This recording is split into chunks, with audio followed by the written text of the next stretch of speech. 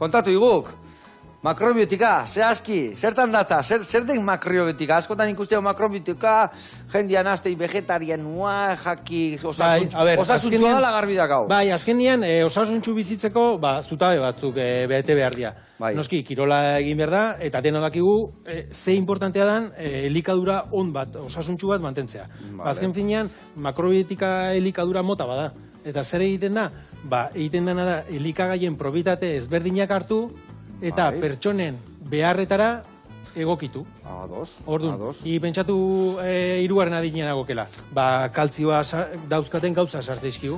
Gazte batek ez dik heldu bate berdiken menu berdina. Oidek, orduan iten dena da pertsonen beharretara egokitu.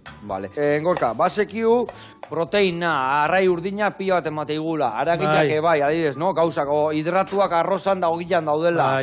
Baina, zertan nastutzen gea kaleko jendiak gehiena? Nik uste, ohituta gaudela proteina gehiegi bilatze deu bakarrik animali munduan. Nik uste, deskubritzeko daukaula, vegetaletan ere proteina osoak lortu daitezkela. Jakin behar dena da, zerrekin nastu, proteina osoa lortzeko eta aragi gutxio jateko. Azken finean ez da makrobitikoa izan behar gaur egun aragi gutxio jan behar dela jakiteko. Hoi dena gomentatzu, aragila bai noski jan behar dela, baina gutxixio. Orduan nola lortu aragiak entze baldin badeu proteinak entze deu. Orduan nola lortu proteina hoi ume bat baldin badakau. Orduan jakin behar dek nola lortu proteina osoa, ze lekal eta ze zereal nastu behar dituken, xerra bat kentzeko. Eta adibide bat emaiak? Adibide bat eman goit. 3 gauz nastu behar dituk zerealak, lekaliak eta haziak. 3 gauz horiek nastuta, baukak xerra kentzia. Horrekin proteina osoa lortzek. Dakak xerra kentzia betirako? Ez, inbiardekena gutxio jan.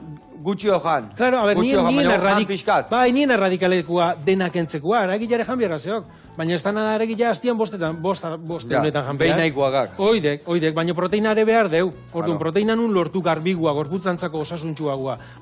Zerealetan, astuta zeuskau. Zerealak astuta zeuskau. Leno, izakiak zereala askoz gehiago jatezin, da lekaliare bai. Hoi astuta zeuskau. Oan, xerra botatzei eta solomua, errexitez, azkarritek, merkiadek, ulertzek.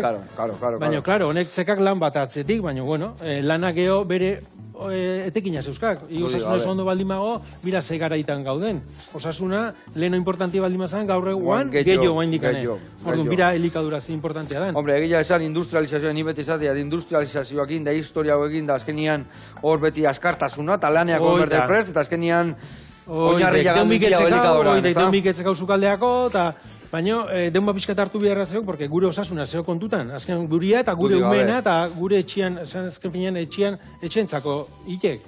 Budi gabe. Orduan pixka bat, esan nahi dut, pixka bat zaintzia importantia da. Kasu honetan zereal guztik integrala juk, eta gaur egun integrala jan beharra zeok. Zeratikan, propietateak analizatzen baldin batugu, integralak askoze propietate gehiago eta hobiak dauzka, txuriak edo refinatuak baino.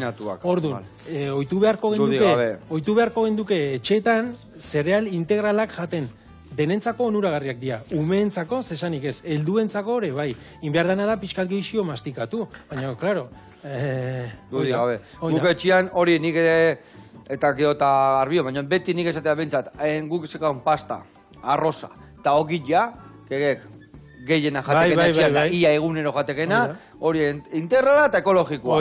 Gero barazkik eta aldeken neurrine bai, arraia eta aldeken neurrine bai, baina bentsat hori basekela, egunero jatekela, eta jogurrak ebai honak, eta fruta ebai honak. Elikaduran basia gutxinez egitazkua izan behar du. Egitazkua osua esan nahi du.